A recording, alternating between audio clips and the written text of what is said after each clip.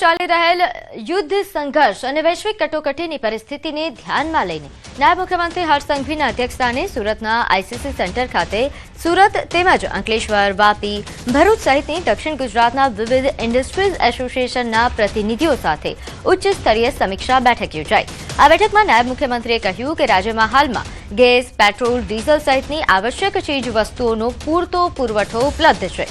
પ્રવર્તમાન પરિસ્થિતિને ધ્યાનમાં રાખી કેન્દ્ર સરકારની માર્ગદર્શિકા મુજબ પુરવઠાની સપ્લાય કરવામાં આવી રહી છે।